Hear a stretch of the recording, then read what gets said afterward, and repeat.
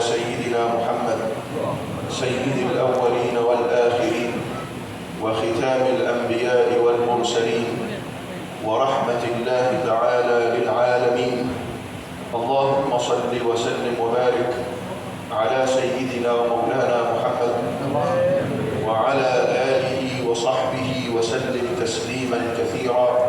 ثم أما بعد فهذا مجلس حسن. Setelah beliau mengucapkan al-basmalah dan as-salatu ala sayyidina Rasulillah sallallahu alaihi wasallam, beliau menyampaikan kalau majlis ini adalah majlis yang sangat baik. يجتمع الناس فيه على قراءة كتاب الوصايا الدينية للإمام الحداد. Di mana kita semua berkumpul di tempat ini membaca kitab Al-Wasaya Ad-Diniyah karya dari Al-Habib Abdullah bin Alawi Al-Haddad. ويتأدبون فيه بآداب أئمة الهدى والنور. Dan para hadirin memiliki adab tata krama yang luar biasa mengikuti Nabi besar Muhammad sallallahu alaihi wasallam. من أمثال الإمام الحبيب علي الحبشي والحبيب علي بن عبد الرحمن الحبشي. Seperti Al-Habib Ali Al-Habsyi dan Al-Habib Abdurrahman Al-Habsyi. ومثال الحبيب سالم بن جندان. Dan seperti Al-Habib Salim bin Jindan. وغيرهم من الأئمة. Dan yang lainnya dari para imam-imam. مجلس كله نور. Majlis yang di dalamnya penuh dengan cahaya. يجمع قلوب العباد على الله. Di mana mengumpulkan semua hati-hati hamba kepada Allah Subhanahu wa taala. ويملأ قلوب العباد أدبا. Dan mengisi ruang-ruang hati mereka dengan adab dan tata krama. والقصد من هذا المجلس Tujuan dari adanya majlis ini adalah أن يدخل الإنسان إليه di mana seseorang itu bisa masuk ke hadirat Allah Subhanahu wa taala محملا بهموم الدنيا. membawa semua beban-beban dunia. فإذا جلس في هذا المجلس ساعة Ketika ada seseorang yang duduk di tempat ini, di majlis ini, خرج من هذا المجلس وقد ألقى همومه على باب الله. akan keluar dari majlis ini dan telah memberikan semua hal yang dia bebankan sebelumnya kepada Allah Subhanahu wa taala. يلقي عن قلبه الهموم. Dia mengeluarkan dari hatinya beban-beban hidup. ويمتلئ قلبه علما Dan penuh hatinya dengan keilmuan وأدبا dan adab وجمالا dan keindahan وسيرا إلى الله. dan bertujuan kepada Allah Subhanahu wa taala. واعلموا أيها السادة الكرام الحضور Ketahuilah wahai para hadirin, أن أعظم أبواب السير إلى الله تعالى هو الأدب. pintu terbesar untuk menuju Allah Subhanahu wa taala itu adalah adab. والأدب له مراتب وأقسام. Dan adab memiliki bagian-bagian. أولها الأدب مع الله Yang pertama adalah bagaimana kita beradab kepada Allah Subhanahu wa taala بالتزام أمره واجتناب نهيه. di dalam menjalankan semua perintahnya dan menjauhi semua larangannya. وبمحبته وكثرة ذكره. Dan dengan kecintaan kepada Allah Subhanahu wa taala dan selalu berzikir kepadanya. وبالإنابة إليه في كل حال. Dan selalu kembali kepada Allah Subhanahu wa taala dalam setiap keadaan. وبكثرة ذكر الله آناء الليل وأطراف النهار. Dan selalu memperbanyak zikir kepada Allah Subhanahu wa taala sepanjang hari dan malam. فاذكروا الله ذكرا كثيرا. Berzikirlah kepada Allah Subhanahu wa taala dengan zikir yang banyak. قولوا لا إله إلا الله. Katakanlah la ilaha illallah. قولوا لا إله إلا الله. La ilaha illallah. لا إله إلا الله. La ilaha illallah. لا إله إلا الله. La ilaha illallah. طهروا بها قلوبكم. Sucikan dengan kalimat la ilaha illallah hati-hati kalian. هذبوا بها أنفسكم. Didiklah hati-hati kalian dengan memperbanyak zikir kepada Allah. نوروا بها بصائركم. Terangilah hati-hati kalian dengan memperbanyak zikir kepada Allah. لقنوها لأولادكم وأهليكم. Ajarkanlah kalimat ini kepada anak cucu kalian. اعمروا بها أوقاتكم طوال يومكم. Makmurkanlah waktu-waktu kalian dengan berzikir kepada Allah Subhanahu wa taala sepanjang hari. حتى ترتوي القلوب بأنوار لا إله إلا الله. Hingga hati ini dipenuhi dengan cahaya la ilaha illallah.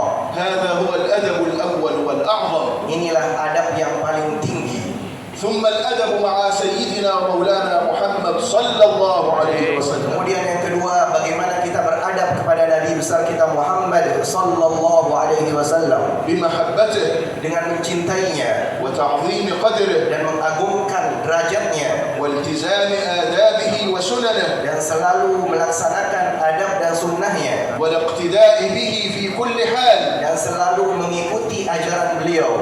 ثم يأتي أدب آخر وهو الأدب مع الخلق. Kemudian adab yang ketiga adalah bagaimana kita beradab dengan makhluk Allah Subhanahu wa taala. والأدب مع الخلق معناه ألا تؤذي أحدا من الخلق.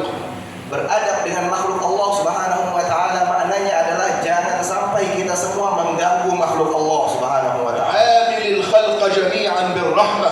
Interaksilah dengan semua makhluk Allah Subhanahu wa taala dengan kasih sayang. لا تؤذي أحدا. Jangan sampai kalian mengganggu siapapun dari makhluk Allah. لا تسب أحدا. Jangan mencaci maki. لا تشتم أحدا. Jangan mencaci maki. لا تظلم أحدا. Jangan menzalimi siapapun. لا تكره أحدا. Jangan membenci siapapun. أقبل على الناس جميعا بالمحبة. Berinteraksilah dengan semua manusia dengan penuh cinta. حتى من آذاك. Bahkan kepada orang yang mengganggu kalian. فلا يظهر الأدب إلا مع من آذاك. Karena adab itu tidak akan pernah tampak kecuali kepada orang yang mengganggu kita. كن صبورا على الخلق. Jadilah orang yang sabar kepada semua makhluk Allah. واصفح عنهم. Dan maafkanlah mereka. وسامحهم. Dan maafkanlah mereka. وتحمل الأذى منهم. Dan terima beban-beban dari mereka. وكف أذاك عنهم. Dan jangan sampai engkau mengganggu mereka. الأدب مع الناس. Adab dengan semua manusia. الأدب مع الخلق. Adab dengan semua makhluk Allah Subhanahu wa taala. معناه Artinya adalah أن ينصرف الواحد منا من هذا المجلس setiap dari kita begitu keluar dari majelis ini فيمشي في الشوارع والطرقات kemudian berjalan di jalan-jalan ليكون أمانا على كل من يلقاه. agar menjadi orang yang aman kepada siapapun yang dia temui. يفيض بالخير والحب على كل من Dia يلقاه. memberikan kebaikan kepada setiap orang yang dia temui. ثم الأدب مع النفس. Kemudian yang berikutnya adalah bagaimana kita beradab dengan diri kita sendiri. الأدب مع النفس بتزكيتها. Beradab dengan diri sendiri maknanya adalah bagaimana kita mensucikan hati kita وتطهيرها. dan bagaimana kita membersihkan hati kita, تزكية النفس من الظلمات والآثام والذنوب. mensucikan hati kita dari semua dosa. تزكية النفس بأن تعمرها بالمحبة لله ولرسوله. Bagaimana kita mensucikan jiwa kita dengan memakmurkannya dengan cinta kepada Allah dan Rasulnya. وفي ختام كلمتي أقول لكم Dan terakhir saya ingin menyampaikan, إن من أعظم أبواب الأدب مع الله sesungguhnya di antara hal yang paling agung kita beradab kepada Allah Subhanahu wa taala. أن يعمر العبد بلده ووطنه. Bagaimana seorang hamba ini mengisi ruang di dalam negara ini dan tanah airnya. املأوا أرجاء إندونيسيا بالخير والمحبة. Penuhilah semua penjuru Indonesia ini dengan kebaikan dan kecintaan. حافظوا على هذا البلد وعمروه Jagalah tanah air kita ini dan makmurkanlah حتى يرى الناس فيكم أخلاق النبوة.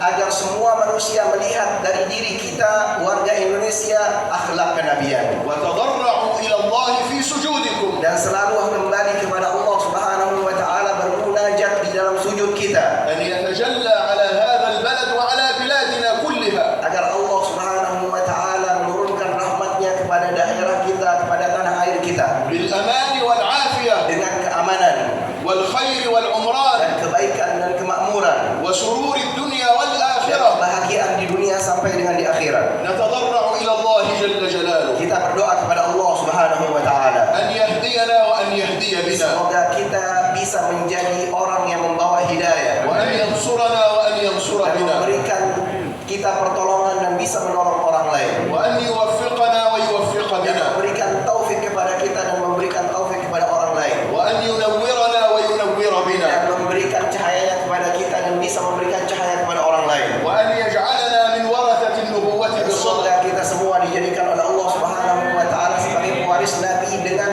hakikatnya. اللهم اجعلنا من ورثة النبوة. Ya Allah, jadikanlah kami sebagai pewaris para nabi. اللهم اجعلنا